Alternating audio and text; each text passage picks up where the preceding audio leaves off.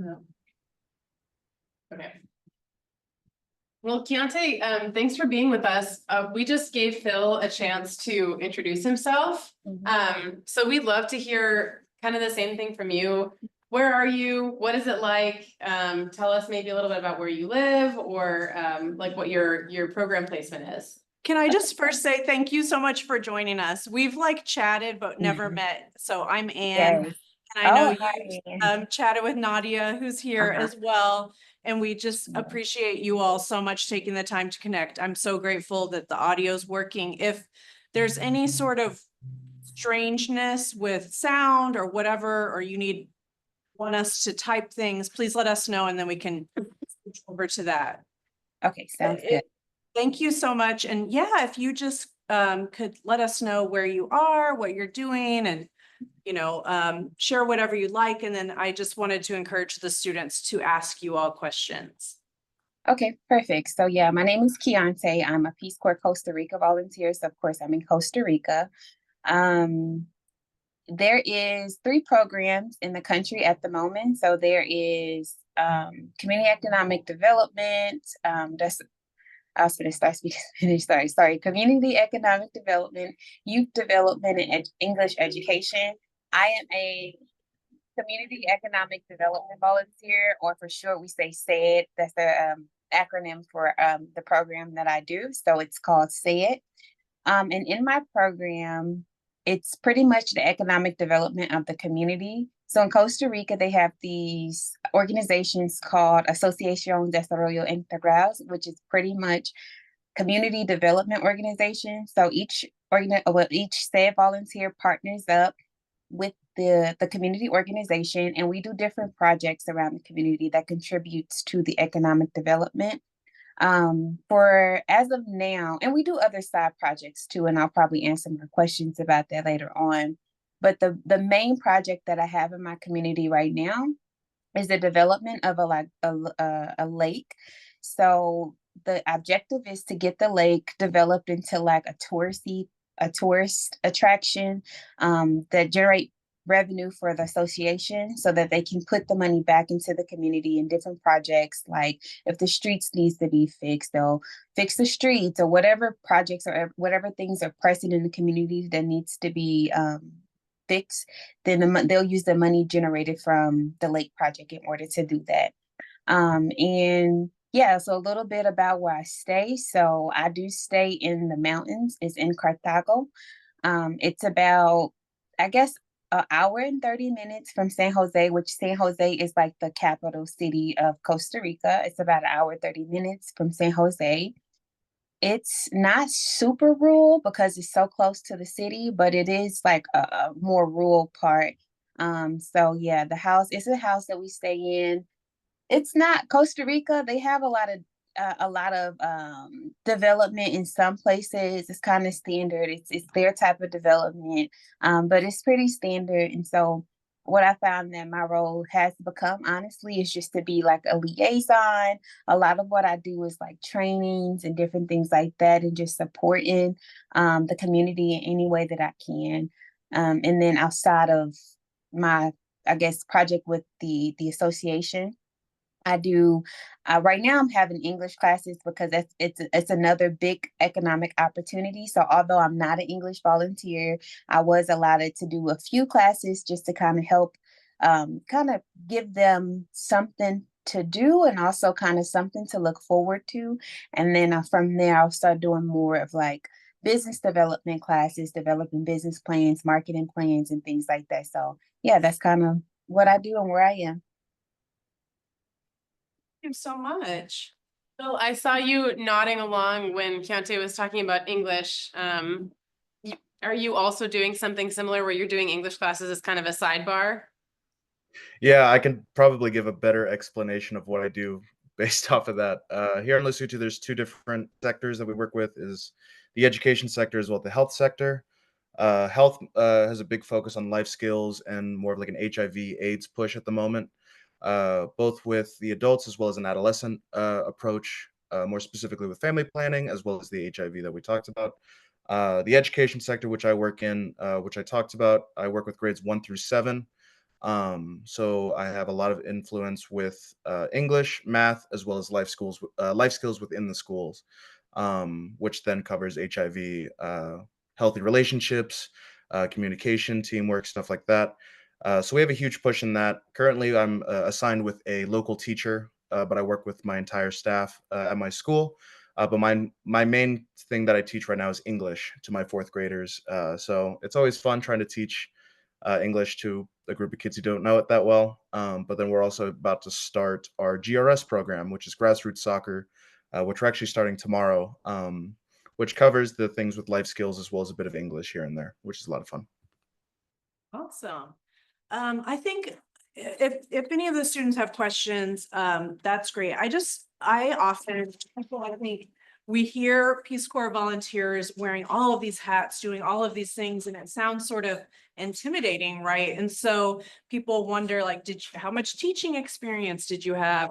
How much did you come with, and how much did you learn in training, and how much are you just figuring out as you go along? For me, I've had a limited amount of experience with teaching specifically. I was fortunate enough to my mom was a teacher growing up. I've done a little bit of guest speaking here and there, both at elementary schools, middle school, high school, as well as UT. So I did definitely have some sort of feet in that field. But once you get into PST, which is the training in Peace Corps, they do give you a lot of a rundown as well as a lot of practice. So during PST, we actually got to do model school. So we had about 2 to 3 weeks of in class training with a lot of feedback.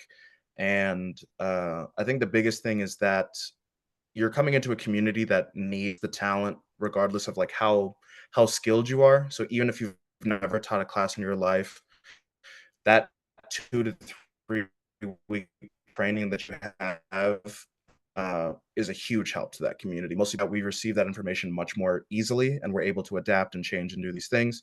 And like anybody else, we're always adapting on the fly. So I would learn new things every day. I've worked in 2 different schools now and I've realized that I've had to use 2 different strategies with both schools. So when it comes to like necessary qualifications, you're going to be a-okay with what you bring to the table, just as a normal college student who's gone through an American system, as well as the training that you get during PST. Because a lot of the things that you notice with your own sort of your own experience as a student, whether it be testing, whether it be quizzing, whether it be homework, you'll notice that a lot of that is really, really helpful. So even if you have zero teaching experience, you have experience that you don't even know about. So Awesome. What would you like to add, Keyontae?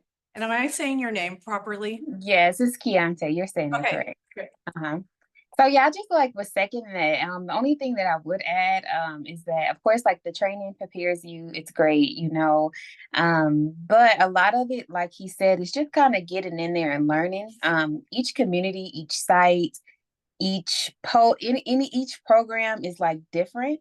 And so you develop strategies to navigate and work with the community. And I think that for the most part, I came in with highly experience. I have a master's degree, so I came in with and I have work experience. So I came in experience, but it just honestly, I still use the stuff that I have, but I feel like a majority of the work that I've done and the connections that I've made didn't even have to do with any like technical experience. It just had to be like a lot of soft skills. So if you have the soft skills, the ability to connect with people, the ability to build relationships, all of the technical stuff, you learn it in training. So if you're just coming with a positive attitude, they use these 3 things in the Peace Corps called KSAs, which is knowledge, skills, and attitudes. And I think the attitude is pretty much like the biggest thing. If you have a positive attitude and are ready to contribute who you are to a community, I think you should be fine. The technical things you'll learn along the way. Thank you so much. I truly believe that too. And I always tell people, the mission of Peace Corps is to help create peace, obviously, and friendship. And of course, your projects that you're working on are critical and they really want American support with those, but it doesn't matter how great the project is or whatever. It's really about building the relationships and the people to people diplomacy skills and what you can bring there. And then, as you were saying, be able to adapt, be able to relate to people. Those are critical, and you're both doing such a great job. Thank you so much for your service. Do any of the students have specific questions you want to ask? Yeah, I'm curious if y'all work alongside other volunteers at the same time, or is it just y'all in the one place where you're placed at?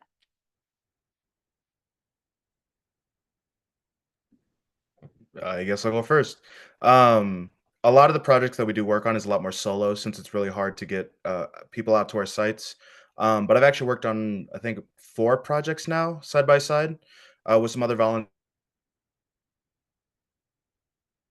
which is actually really, really and helps keep me motivated.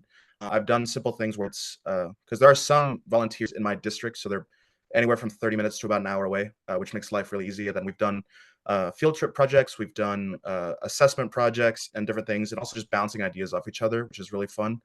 But I've also done a little bit more bigger stuff where I've actually traveled across the entire country to assist another volunteer with their grassroots soccer program, GRS, we call it. They needed to do a split session, so it was having sort of like a male speaker for the group of boys, and then a female speaker for the girls, of course. And she wanted somebody who also had the same training as she did, and things like that.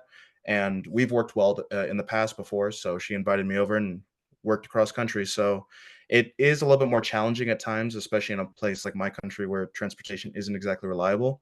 But you're able to create such amazing results when working with other volunteers, especially when you find another volunteer that you work well alongside with, where your projects sort of or your strengths and weaknesses help balance each other out. So it's something that's really difficult to achieve, but if you can achieve it, I highly recommend it. Yeah, and for me, Costa Rica is a pretty small country. And so in my zone alone, like we have districts in my district alone, I think there's maybe like 3 volunteers or 3 or 4 volunteers within like my circumference. So we do work often together. For example, they had okay, so one volunteer, we have junior achievement in country. And so one of the projects that he was doing was pretty much guiding the students through creating a small business. And I would go just like like pretty much assist him with the material or assist him with like speaking to the students. And then other English volunteers, they have spelling bees and spelling fairs, and we go be judges. So really it's just kind of like the things that I've done is really just more support for other volunteers. As far as in like big projects, we haven't really worked on any big projects. So for I guess for me and from my perspective, everybody has their each like their individual projects that they like spearhead, or they really it's not them themselves, but it's like with the community that they spearhead, and then we other volunteers come will offer support to them. That's great. Thank you. Does anyone else have any questions? I'm wondering what a normal day is like for you guys as far as managing project time and then like your free time. I can go first since he's been okay. Okay, so since I'm a SAID volunteer, we're not required to like be at a school or anything like that, like other volunteers, like education volunteers and youth development volunteers. They have to go to school. So it's kind of they have like set schedule and set days most of the time. But as a SAID volunteer, it's pretty very, very open. So my biggest strategy or biggest like I guess like victories are just finding pockets to fill up my space with. Because you're working with community and working alongside community, before you got here, people had lives, they had work and things like that, and it doesn't stop because you're here. So they're still having to go to work and different things like that. And so a day-to-day will look like I would get up. If I have some meetings to go to, I'll do meetings. If not, I can work on like some material that I can like help support the community with. If I don't have material to work on. There's coffee shops. I do community walks, and community walks is just basically me just walking in community, talking to different people, just like wasting time. Well, not wasting time, but like it's really a connection that, like, to me, it's just really a way to connect with people around. But it's just also a way to just kind of like just be. And you find a lot, like you just kind of develop hobbies. You know, if you don't have anything to do, nobody's out in the community because everybody's working, you just develop a hobbies. Like sometimes I like to read, I like to draw. I'm not very good at drawing, but I like to do it still. So, you know, just kind of like things like that. You find time and you start to find balance. I guess the biggest thing is, right, you have a lot of time with your time. And so being able to be able to manage your time and just take that autonomy and using it, like, I guess, wisely, so that you're productive, as productive as possible. It's not the most important thing, but you know, you don't want to just be like just laying around doing nothing. So you really have to make sure you're managing yourself and your time. Thank you. Yeah, just like she was saying, education is a little bit more strict. We usually have the game that we kind of play is five days a week. So Monday through Friday, I'm in that school. Then I'm using Saturday and Sunday as my days off. Kids are exhausting, so it's always good to have that break. Um, and like she was saying, community walks are great. It's a great way to bond with your community, learn about them. And like, for example, I've met a nice old woman in my village, and she brings me peaches and dried peaches and different foods for me to try. And sometimes they're absolutely disgusting, but you Oh, she's swallow cutting it and out. say yum. But there's a good there you go. But there is so the health volunteers here have a different system where they still try to aim for 5 days a week. But then sometimes they have like say they work on a Saturday, then they'll take a Monday through Friday off because they also work in the clinics in our area. But we have Lesotho is a pretty difficult country for us to live in just because there's, a lot of the normal things that you find in the US we just don't have. So like no flushable toilets, we're living in latrines, no electricity, things like that. So we try to have our headquarters, as well as us as a cohort, really try to push for having good rest time, especially for people who are introverted. So having 2 days off a week where you can just sit, relax, and like sort of re-up on your energy, because a lot of us actually burn out pretty quickly at the beginning of our service because we're so ready to do community walks, we're ready to start projects, do this, do that, which is always great, and you get a lot done. But then after a certain while, you just kind of hit a wall. So it's really important just to take that time to rest. So a good rule that we have is usually 5 days on, 2 days off. Um, what you do with those 2 days, it depends. I also like to read. I'm also a huge movie guy. If you join the Peace Corps, I would recommend getting a hard drive or something like that because I have a hard drive of about 300 movies, so I never go bored. Um, and it's just a good time. And then it's also nice with my school because right now we're in a huge, it's grant time, so we're trying to apply for grants, get projects off the ground. So sometimes I'll take a day off from school and just like do a lot of research, do the nitty gritty, typing up paperwork, getting it approved, and making phone calls. So you can always find a way to sort of set time away for yourself where you're still working for the community, but you're not trying to balance 100 things at once, which is always a problem that some Peace Corps volunteers have. So I still have my external hard drive with like hundreds and hundreds of movies that volunteers all pass around, and I started in 2011, so that is a great resource. Pro tip that's lasted apparently. so good. It's so good. So when I served, we talked a lot about intentional relationship building. We called it IRBing, which is kind of what you guys are describing with your community walks, right? So my question is, tell us about your favorite thing that you said yes to when someone invited you to come and do something and you're like, I should probably do this to build relationships and try this new experience. And then it turned out to be really great. Can you tell us a story about when you had a moment like that? Yeah, okay. So there's a few of them. Let's see. Let me pick one out the hat. Okay. I think my favorite experience was, so my association, they were going to like this baile. It's like a party. It's a baile. And I thought it was just like a regular little, regular little shebang. You know, I had on some jeans and a Peace Corps t-shirt. I was literally not prepared.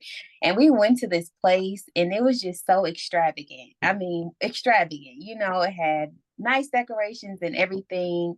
And I was gonna say no because I didn't have any. That was when I first got to my site. I didn't have anything to wear. Like that's the jeans and the t-shirt is really pretty much all I was. That's where I was at in life. And so I was gonna say no, but I said yes, and I end up having like that was like one of the first integration, like really big integration experiences that I had in the Costa Rican culture, and it was well outside of like PST because PST you integrate, but then when you go to site, it's just like a whole different thing. So that was one of the first experience that I had. I learned to dance cumbia, salsa, you know, and it's just I ate a lot of food. Everybody was excited to like talk to me and meet me and you know just kind of share their culture with me, and it was just to me just like a pure moment that I was really grateful that even though I had a jeans and a little t-shirt on, I still went. And just to tell y'all, PST, in case it's not totally obvious, is pre-service training. So that's like the 3 months of intense training when people say that. Yeah. What about you, Phil? My favorite story, I'm a huge nature guy, so I love going on hikes and things like that. But mine happened right after PST. We got there about mid-December, but school didn't start until mid-January, so we got about a month off. So I was just doing community walks and doing things like that. And there was this one old man in my village. Doesn't speak a single word of English. I barely speak Sesotho, which is our local language. But one day he just comes knocking at my door early in the morning, and he just says like, "Follow me," and I was like, "Okay." And I kind of go to my host family first. I'm like, "Am I gonna be okay here?" And they're like, "Yeah, yeah, he's fine. Just join him." And he's just like, "Follow me." And I'm like, "Okay."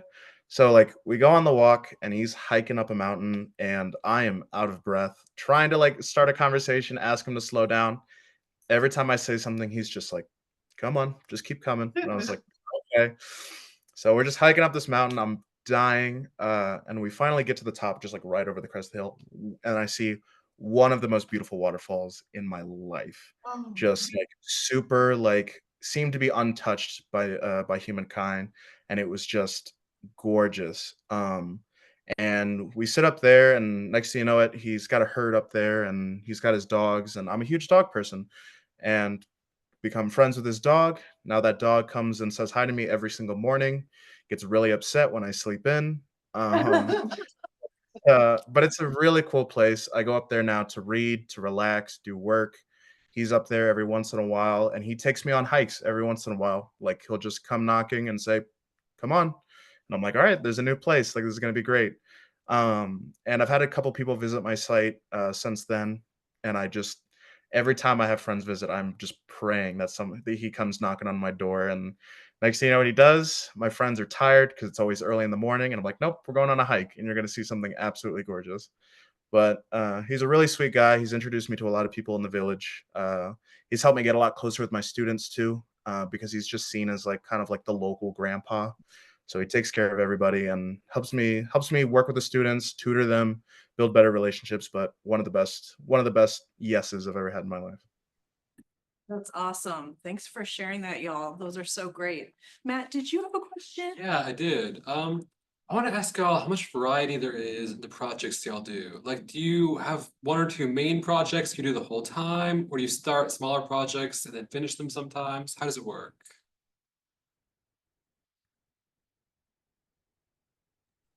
Okay. So it just really depends, honestly. I would say for me, the projects that I had originally are different. And the thing is, the community needs change a lot, not a whole lot, but the community needs may change, and then your understanding of the communities may change as well. So when we first get to the community, we do what's called a CASA, which is just basically like a community analysis. You analyze in the community, you conducted interviews, conducting tools to really just understand the needs of the community.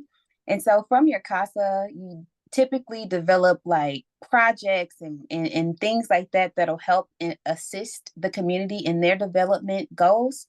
And so most of the time when you do that, you have an idea of what they need. And so you start those projects and then you may find that, okay, this is not working out. They don't need this. We need to pivot and be whatever. So I think that for that, you just have to be open to starting, stopping projects, letting go of projects. I think that sometimes in America, we are like hard driven to like complete goals and complete this and complete that. So if we start a project, we don't want to stop it, but this will teach you to be very agile. You have to be very agile about the projects that you start and stop, and also like very in tune with the community and what they need and what they don't need. So I guess to answer your question, yes and no. Like you will start a project and continue it on through your service, and sometimes it don't work. You may have to pivot. You may have a lot of side projects you do, or just do enough to your capacity side projects. But it really just what depends on the community, what the community needs. Thank you so much. You. Does Yeah. anyone else have any? Okay, go ahead, Phil. Sorry, I didn't mean to cut you off. No, you're good. Mine's a little bit different. Coming in as an education volunteer, they kind of look at us as a very teacher point of view. So it's really hard to branch out. If you look at all the volunteers across our country, there is a good variety. Some people are working on water projects, some people are doing murals, some people are just doing club and educational projects. The trick I would say is, like she said, be very agile projects you're working on, but also don't be afraid to be agile with the people you're working on, because sometimes you'll meet people who are very motivated at the beginning, and then as soon as you get 2 or 3 steps in, all the motivation is kind of gone and it's really hard to continue those projects. So it's don't be afraid to sort of work with multiple people in your community. Like in my case, there's a select people who are community leaders. So I want to be involved in every single project. I want to do this. But there are also people on the outskirts of your community who are like, hey, I have this, I need help with this project. As an education volunteer, there's a lot more time spent in the school, so we're unable to sort of create side projects all the time. But I would say, like, I've been here for the past year, and I've been able to sort of start and finish to completion for about 4 side projects, and we're about halfway through a massive project right now. So I feel like that gives a kind of a scope from different sectors. And also one other little thing I want to add is that sometimes you don't We see can't like, hear you. Hold All on of a one sudden, second, guys. okay. sorry, all of a sudden we can't hear you. Just let me see what's going on. It's probably on our end, or I'm not sure. Huh. Hit the audio and then try resetting your speaker. Mm. Nope, not your microphone, your speaker. There you go. Is it not the Dante one? Try that one. Can you all say something? Yeah, Hello. keep hear now. Nope. No. Oh, okay. So sorry. Try your So real is tech. that- Maybe we could get it to come through here. Okay, say Hear something us again. now? Hello. Hello, it's pretty low volume. I'll turn it up as high as I can. Can you all hear that though? Say something again. Hello. Okay. All good? Barely. Well, I wonder what happened. let me try something else. So sorry. Can you hear us now? Yeah, we can hear. Yeah, we can hear you clear. Okay. Not sure what happened. Thank you for your patience. All good. Cool. Do y'all have any other questions for them? We're getting near the end of time and we want to respect y'all's time and also our students' time. Any follow-up questions? I did want to add one little thing to the last question is that about the projects. Some projects you won't see the finishing of them. You'll probably start a project and start working on the project and like help the community, like support the community to get to a certain point, but you may not see the end of it. So you just have to do your little part that you do in the big picture and keep that in mind that it's a bigger picture. Yeah. I was wondering if y'all could talk a bit about kind of the language learning experience for your respective communities. Yeah. I learned Sesotho, which is the predominant language here. There is some minor languages, but that's the one that we focus on. And it's pretty intense during PST.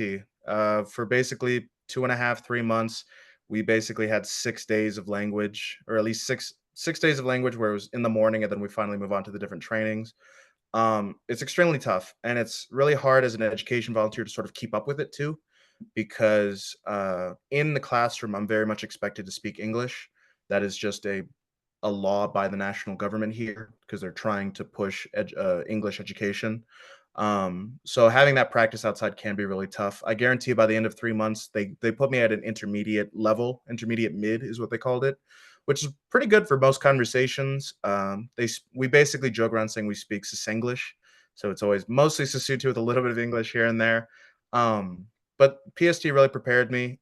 Even the people who are like at a lower level than me at the end of PST still do a great job. The health volunteers, they use it a lot more on a day-to-day basis, so their language sort of improves throughout service, and most of us education try our best to keep up with what we have. But even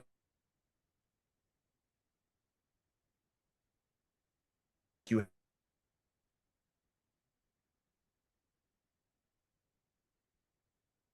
have people in your community who will speak English. Even if it isn't a lot, it's enough to get through conversations, translations, and you're able to complete huge things. Despite it's definitely daunting, especially with certain languages or an Asian language, but Sesotho just seemed to click and much of a worry. Thank you. Yeah, and so of course I'm in Costa Rica, so we learned Spanish, and just I second everything that he said. Like, you do get that PST training, and I came in at the lowest level, and so it was very intense. I even have to do like an extra 2 weeks in order to like pass the test to get to the intermediate. So in my sector, we do have to have a higher level because we do use the language every single day. And then the projects that we work on, a lot of the people that we come in contact with don't have the language, well, don't know any English. So we do have to have a higher language level. But they teach you, like in PST, it's literally intense language training. They give you a lot of language training. And then if you are intentional about like spending time talking and using the language and practicing as much as you possibly can without like overdoing it, then it'll come to you. I've been here a year and I feel like my language definitely has improved. So bit by bit, it starts to improve once you get out of PST, but PST definitely prepares you for prepares you to speak the language and to navigate. And also, like you said, there are people that know some English, so you can kind of like, I don't know, you can kind of navigate the English, Spanglish type of thing and make it work for yourself. Thank you so much. I know a lot of people get intimidated about language trainings. Well, just one kind of wrap up question. Sometimes when students come to us and start expressing interest in Peace Corps, they're concerned that they're going to be behind their peers, or that they're going to go and have this gap after college, especially, and then come back. And how am I going to, use the skills that I gain, and is it going to be valuable? So kind of a wrap up question would just be, how do you plan to use the skills that you've gained in Peace Corps when you come back home? So I guess another way of thinking about this question is, what's next?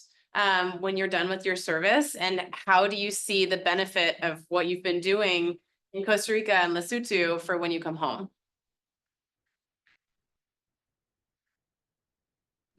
I guess I can go first with that. So I would honestly say that Peace Corps puts you a huge sort of gap in front of everybody else. Um, this shouldn't be the reason you join, but Peace Corps has really great benefits. It can set you up with the scholarship program where you get free grad school, and it can even give you a sort of a heads up or like a jump to certain government jobs. I personally want to go into the State Department, maybe do some foreign work. So Peace Corps is such a great experience for that, and helps you get sort of a head start on those things. And Peace Corps is a very mental and physical job. So it's the thing where if you're prepared to do something like this and complete something like this, because 27 months is no feat, or no easy feat. It's difficult. But once you're able to complete that, everything else looks just so easy. Like, one of the biggest things that I can compare it to is that here we hand wash all of our laundry. And previous to this, I would always whine about folding my clothes, doing laundry, but now I went back home to visit family, and I legitimately sat in front of my washing machine for 15 minutes because I was just so happy I didn't have to wash it by hand. But it's things like that. But it's things like that. Like once you get back to the States, you realize that everything is just so much easier to beat, both mentally and physically. And then plus all those benefits that Peace Corps gives you. And just the title of RPCV just goes such a long way, both in the private and public sector. So you're not really being held back. If anything, you're being propelled forward. Especially if you find a sector that you like working in. If you want to do something with economics and you work with the economic sector, that's job experience right there. If you're doing education and you want to be a teacher, that's progress towards a teaching certification in certain states. So if anything, it just sets you up for so much more and gives you more opportunities that you didn't even think about. Yes, I second everything you said. And then also the network that you get. Like you connect and network with people all across the US and even farther. I think I know for us I guess the people in the Peace Corps right now, we have like different group chats and WhatsApp chats and things like that we use to connect, ask questions.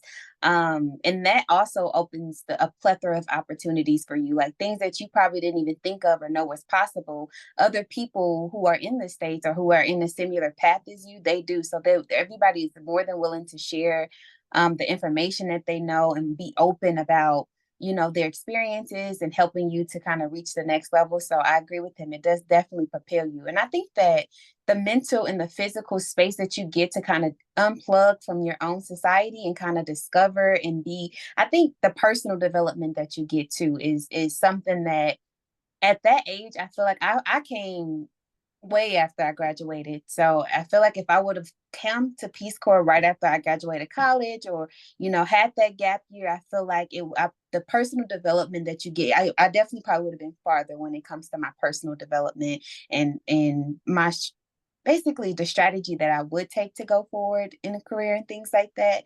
I think that the Peace Corps, the time that you spend here, if you're intentional, you don't have to do this every day and just be like, oh my gosh, what am I going to do? But that it really does, like that this time really does prepare you for your future, honestly. Thank you both so very much for your continued service and for your time today. We appreciate it. Sorry, there's a bunch of sirens. I don't know if that was affecting the audio, but we appreciate you so very much. And thank you. How much longer do you have till your close of service? Not that you're counting down. Well, I'll let you go. Go for it. Oh no. So I have about a year. I closed service October 2025. So I have about a year. Nice. I'm a little bit behind you. I'm at December of 2025, so about 15 months left. Great. Well, thank you so very much. And if it's okay with y'all, if we have any follow-up questions from our students, can we share your contact information in case they want to connect further?